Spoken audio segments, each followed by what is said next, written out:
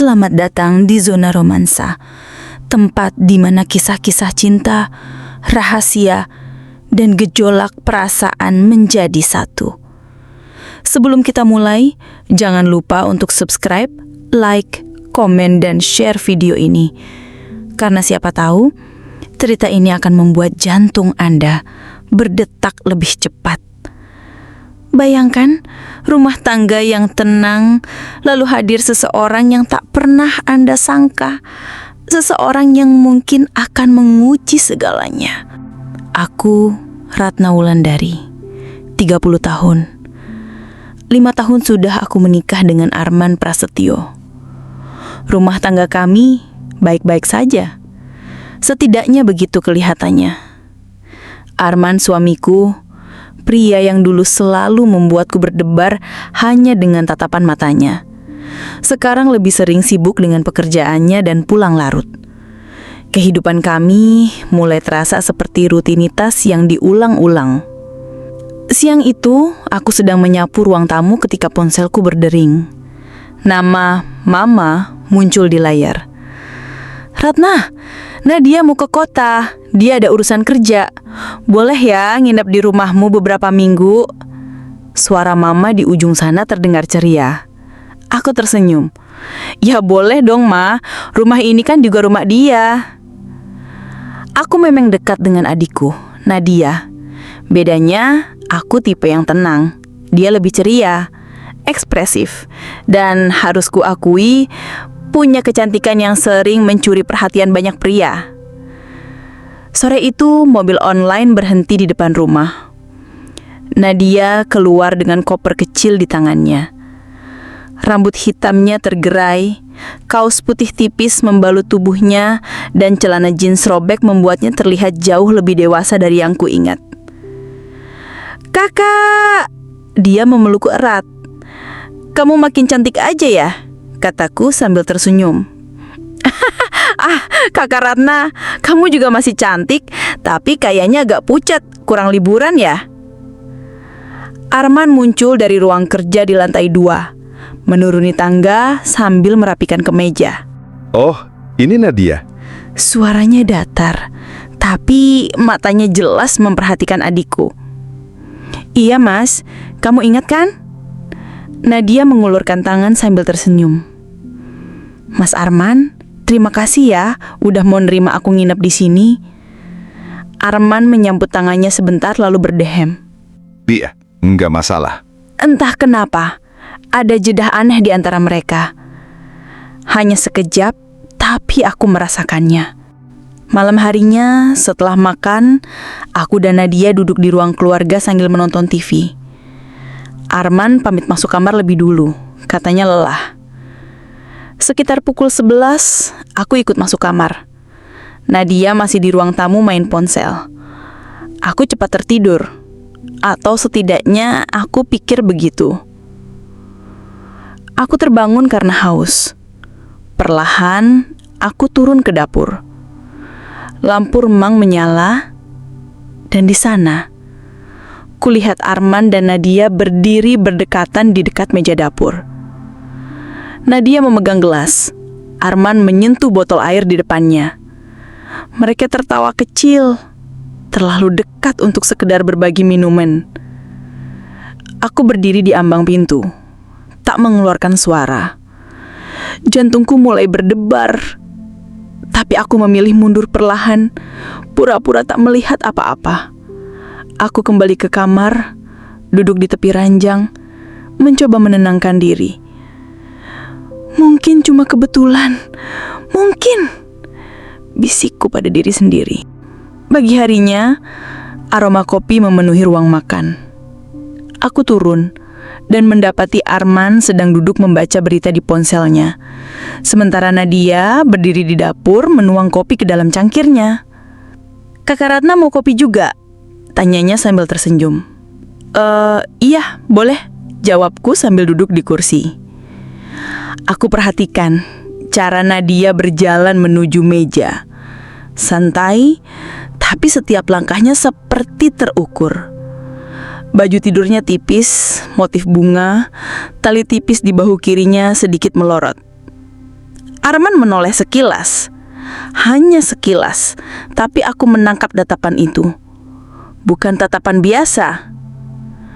"Mas, hari ini pulang cepat kan?" tanyaku mencoba mengalihkan. Entahlah, lihat pekerjaan nanti. Dia menjawab tanpa menatapku. Siang harinya, kami bertiga makan bersama. Awalnya biasa saja, sampai Nadia mulai bercerita tentang masa kuliahnya, tentang cowok-cowok yang pernah dekat dengannya. Aku tuh selalu suka cowok yang tenang, dewasa, dan bisa bikin aku merasa aman, ucap Nadia sambil memandangi Arman sebentar, lalu tersenyum. Arman hanya tersenyum tipis, tapi tangannya memegang sendok agak lama, seperti menahan sesuatu. Aku mencoba tetap tenang, meski dadaku sesak. "Nat, nanti malam ikut aku ke minimarket ya, beli beberapa kebutuhan," kataku.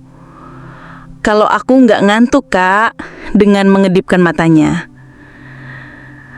Malam itu setelah makan, aku masuk kamar lebih dulu. Entah kenapa, aku merasa lebih lelah secara pikiran daripada tubuh. Aku mencoba tidur, tapi mata ini sulit terpejam.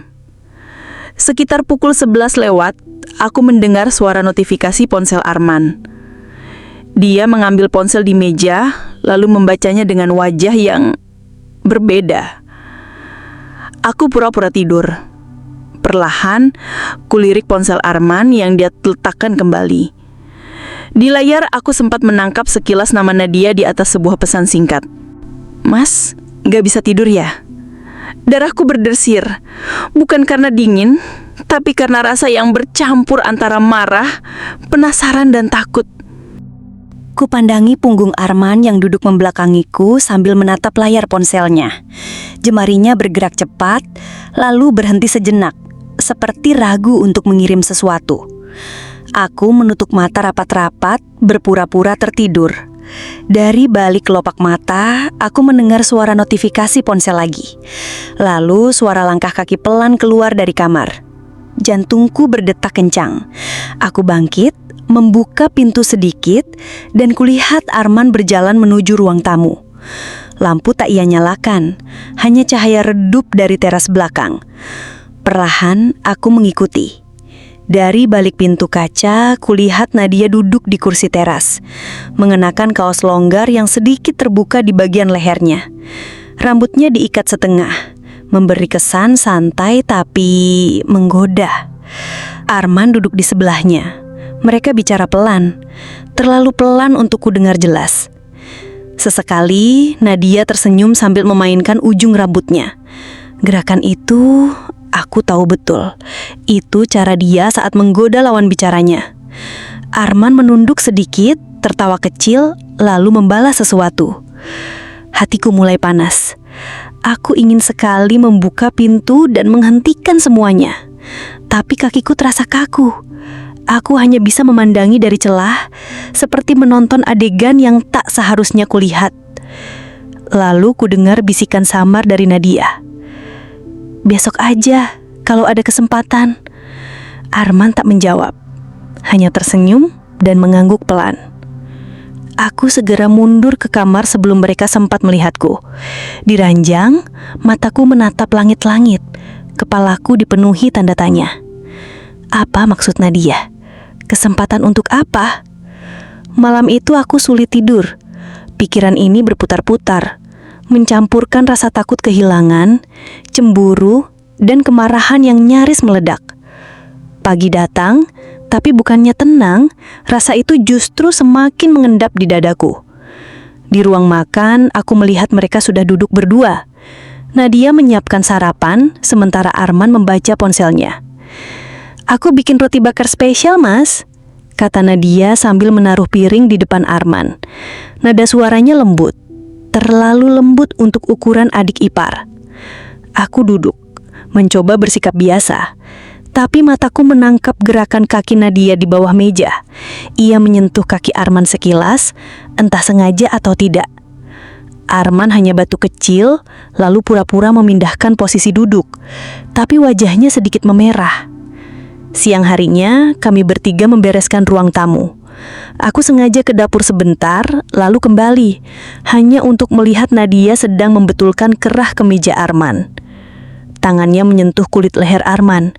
Gerakannya pelan, seperti menikmati momen itu. Kak Ratna, ini kemejanya agak miring," katanya sambil tersenyum manis padaku. Aku hanya mengangguk, meski hatiku berdegup keras. Malam itu, aku sengaja tidak langsung tidur. Aku ingin memastikan tidak ada pertemuan rahasia seperti kemarin.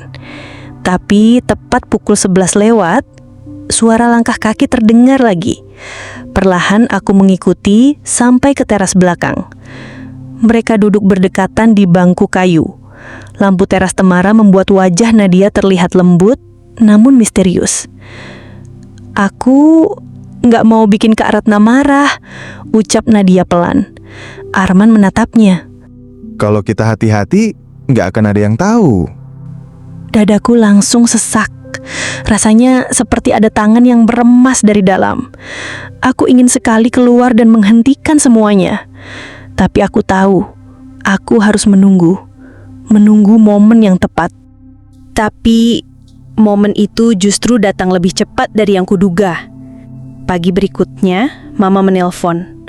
Suaranya terdengar cemas. "Ratna, Mama agak kurang enak badan. Kalau bisa, kamu pulang sebentar ya." Tanpa pikir panjang, aku setuju. Bagaimanapun, Mama sudah tak muda lagi. Sore itu, aku mengemasi tas. "Kak, beneran mau ke kampung malam ini?" tanyanya dia sambil berdiri di pintu kamarku. "Iya, cuma 2 atau 3 hari. Kamu sama Mas Arman di sini aja. Jaga rumah ya," jawabku mencoba terdengar tenang. Dia tersenyum. Senyum yang entah kenapa terasa seperti punya makna lain. "Tenang Kak, rumah ini pasti aman." Arman mengantarku ke stasiun. Dalam perjalanan, dia bicara seperlunya, tapi matanya sering menatap lurus ke jalan, tanpa ekspresi. Aku hanya bisa berharap tidak ada yang aneh selama aku pergi. Malam pertama di kampung, aku tak bisa tidur. Entah kenapa pikiranku terus membayangkan apa yang sedang terjadi di rumah. Hampir tengah malam, ponselku bergetar. Panggilan tak terangkat dari nomor rumah. Tanganku langsung dingin. Aku mencoba menelpon balik. Tidak diangkat. Ku buka pesan WhatsApp. Menulis pada Arman. "Mas, tadi nelpon ya?" Centang 2. Tak dibalas. Ku kirim pesan lagi. Tetap tak ada balasan. Pikiranku mulai berputar, membentuk bayangan-bayangan yang tak ingin ku percaya. Aku menatap layar ponsel lama sekali, sampai akhirnya terbayang wajah Nadia malam itu di teras. Senyumnya, bisikannya, dan kini rumah itu hanya milik mereka berdua. Kalimat itu terus berputar di kepalaku, membuatku sulit memejamkan mata. Pagi di kampung terasa lambat. Aku mencoba mengalihkan pikiran dengan membantu Mama. Tapi setiap kali ponselku bergetar, jantungku langsung meloncat. Pesan dari Arman akhirnya masuk menjelang siang. "Maaf, semalam ketiduran di ruang tamu. Nadia juga udah tidur, nggak ada apa-apa kok." Kata-kata itu terasa terlalu rapi, terlalu disiapkan. Aku membalas singkat. "Ya sudah, jaga diri." Malam kedua di kampung, hujan turun deras. Suara gemericik air hanya membuat pikiranku semakin liar. Aku membayangkan ruang tamu rumahku yang remang. Nadia dengan kaos tipisnya. Rambut basah sehabis mandi, duduk di sofa sambil menonton TV. Arman berjalan mendekat, membawa selimut, lalu duduk di sampingnya. Bayangan itu membuatku gelisah. Aku mencoba menepisnya, tapi justru semakin jelas. Senyum tipis Nadia, tatapan mata Arman, percakapan pelan yang hanya mereka berdua mengerti. Keesokan harinya, aku memutuskan pulang lebih awal, tanpa memberitahu Arman. Aku ingin tahu. Aku harus tahu. Begitu membuka pintu rumah, udara di dalam terasa hangat, bercampur aroma lembut seperti wangi sabun dan keringat. Aku melangkah menuju kamar, dan di sanalah aku menemukannya. Di ujung ranjang, selendang tipis milik Nadia masih berbau parfum manis yang khas. Tanganku gemetar memegangnya. Mataku menatap kosong. Tapi pikiranku penuh dengan satu pertanyaan yang menusuk. Apa yang sebenarnya sudah terjadi di rumah ini saat aku tidak ada? Pertanyaan itu menempel di kepalaku, bahkan saat Arman muncul dari ruang kerja. Seolah tidak ada yang aneh. Kamu pulang cepat? Dia bertanya santai, sambil meraih gelas air. Iya, kangen rumah, jawabku sambil tersenyum tipis. Aku perhatikan matanya, ada sedikit gugup yang ia sembunyikan. Nadia muncul dari kamarnya, rambutnya masih basah. Kaos longgar menempel di tubuhnya. Kak Ratna, kirain baru pulang besok. Atau hanya mengangguk. Pandanganku tertuju pada lehernya, ada sedikit bekas kemerahan di sisi kiri. Bukan luka, tapi aku tahu betul bentuk itu. Siang itu kami makan bertiga. Aku sengaja diam lebih banyak, membiarkan mereka berbicara. Sesekali tatapan mereka bertemu, lalu cepat berpaling. Tanganku meremas sendok lebih kencang, mencoba menahan amarah. Sore menjelang, aku mengetuk pintu kamar Nadia. Nat, bisa ngobrol sebentar? Dia tersenyum canggung. Boleh kak, ada apa? Aku mengajaknya duduk di ruang tamu. Tapi sebelum aku sempat bicara, ponsel Nadia berbunyi. Notifikasi pesan masuk. Layar menyala. Di sana, kulihat foto. Hanya sekilas, tapi cukup jelas. Selfie Nadia dan Arman di teras belakang. Wajah mereka terlalu dekat. Senyum mereka terlalu hangat. Nat, itu? Dia cepat menyembunyikan ponselnya. Ah, cuma iseng kak. Iseng. Aku menatapnya lama, mencoba mencari kebenaran di matanya. Tapi Nadia hanya tersenyum samar, lalu berpura-pura mengganti topik. Malamnya, aku berbaring di ranjang sambil memandangi langit-langit. Pertanyaan itu kembali, lebih berat dari sebelumnya. Apa yang akan kulakukan kalau semua ini terbukti benar? Pertanyaan itu masih menggantung di kepalaku ketika sore itu bel rumah berbunyi. Aku membuka pintu, dan di sana berdiri seorang pria muda, tinggi, berpenampilan rapi. Halo kak, saya Bagas, teman kerja Nadia. Dia berkata sambil tersenyum sopan. Oh ya, silakan masuk. Nadia muncul dari kamarnya, wajahnya langsung berbinar.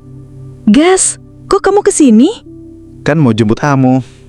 Kita ada acara sama tim, ingat? Bagas menjawab sambil tersenyum hangat padanya. Aku berdiri di samping, mengamati. Saat Nadia meraih tasnya, Bagas spontan memegang tangannya. Sentuhan singkat, tapi jelas penuh kedekatan. Sekilas aku melihat Arman yang berdiri di ambang pintu ruang kerja, menatap ke arah mereka. Bukan tatapan biasa, ada rasa tidak suka, bahkan sedikit cemburu. Kalau gitu, Kak Ratna, aku pergi dulu ya, kata Nadia sambil melirik Arman sebelum berbalik pergi. Arman hanya mengangguk, tapi matanya mengikuti langkah mereka sampai pintu tertutup. Malam itu Arman terlihat gelisah. Ia mondar-mandir di ruang tamu, sesekali melirik jam dinding. Kamu nunggu Nadia? Tanyaku. Enggak, cuma belum ngantuk. Jawabnya cepat, terlalu cepat. Ketika Nadia akhirnya pulang hampir tengah malam, aku sedang duduk di sofa. Ia masuk dengan wajah sedikit merah. Entah karena udara malam atau sesuatu yang lain. Arman muncul dari dapur, langsung menatapnya. Tatapan itu bukan sekedar perhatian. Ada rasa ingin tahu yang terlalu dalam untuk ukuran ipar. Dan saat Nadia tersenyum tipis sambil berkata, "Nanti cerita mas, aku tahu ada sesuatu di antara mereka yang tidak lagi bisa disebut wajar." Malam itu, aku tak bisa tidur. Aku hanya berbaring sambil mendengarkan suara-suara samar dari arah dapur. Rasa penasaran mendorongku bangun. Dari celah pintu kamar, kulihat Nadia dan Arman sedang berdiri dekat sekali di meja makan. Nadia tertawa pelan, tangannya menyentuh lengan Arman seolah tanpa sengaja. Arman tak menghindar, justru menatapnya lama, seperti menimbang sesuatu. Aku nggak nyangka kamu bisa perhatian gini sama aku, Mas. Suara Nadia terdengar lirih. Arman tersenyum samar. Kamu itu bikin orang susah nggak perhatian. Kalimat itu menusukku seperti jarum panas. Nafasku tercekat, tapi aku terus memandangi mereka. Nadia lalu mundur selangkah, tapi sudut bibirnya masih terangkat nakal. Kalau Kak Ratna tahu, gimana? Arman menunduk, tapi aku bisa melihat sorot matanya. Bukan rasa takut, melainkan godaan yang semakin berani. Aku buru-buru kembali ke ranjang, pura-pura tidur ketika Arman masuk kamar beberapa menit kemudian. Dia tidak mengatakan apa-apa, hanya berbaring di sebelahku, punggungnya menghadap. Namun, aku bisa merasakan aroma parfum Nadia yang samar menempel di kaosnya. Di detik itu, aku sadar, jarak di antara mereka semakin tipis. Dan batas yang seharusnya ada mulai pudar. Pagi itu, aku sengaja pulang lebih awal dari pasar. Rumah sepi, hanya terdengar suara televisi dari ruang keluarga. Ketika aku masuk, langkahku terhenti. Nadia dan Arman duduk di sofa terlalu dekat. Nadia sedang tertawa, dan Arman menatapnya dengan cara yang belum pernah lagi kulihat sejak awal pernikahan kami. Tatapan hangat bercampur kagum. Nadia, suaraku memecah suasana. Keduanya tersentak. Nadia segera merapikan duduknya, tapi pipinya bersemu merah. Arman berdiri, mencoba tersenyum seperti biasa. Kamu pulang cepat. Nada suaranya terdengar gugup. Aku menatap mereka bergantian. Aku cuma mau tahu, sebenarnya apa yang kalian sembunyikan? Hening, hanya suara detak jam yang terdengar. Nadia menunduk, jemarinya meremas ujung bajunya. Kak Ratna, maaf, aku gak pernah berniat. Tapi aku juga gak bisa bohong. Aku nyaman sama Mas Arman. Hatiku seperti diremas. Arman mencoba mendekat, tapi aku mengangkat tangan menghentikannya. Aku gak mau dengar alasan. Kalau kamu mau, kamu boleh keluar dari rumah ini hari ini juga. Nadia berdiri, matanya berkaca-kaca. Tapi sebelum melewati pintu, dia sempat berbisik pada Arman, cukup pelan, namun masih tertangkap oleh telingaku. Terima kasih untuk semua perasaan yang kamu kasih ke aku, Mas. Arman menunduk dalam, tak menjawab. Aku memalingkan wajah, menahan air mata. Hari itu, Nadia pergi, dan sejak itu rumah kami tak lagi sama. Aku mencoba memaafkan Arman, tapi rasa percaya yang pernah ada tak akan pernah kembali sepenuhnya. Dalam rumah tangga, godaan seringkali datang dari arah yang tak terduga. Sekali kita membiarkan batas dilanggar, kepercayaan yang hilang akan sulit kembali. Cintailah pasanganmu dengan kesetiaan, dan hargai keluarga dengan menjaga jarak yang seharusnya. Zona Romansa mengucapkan terima kasih telah mengikuti cerita ini sampai akhir. Jangan lupa subscribe, like, komen, dan share agar kisah-kisah nyata penuh pelajaran seperti ini bisa terus hadir untuk kalian.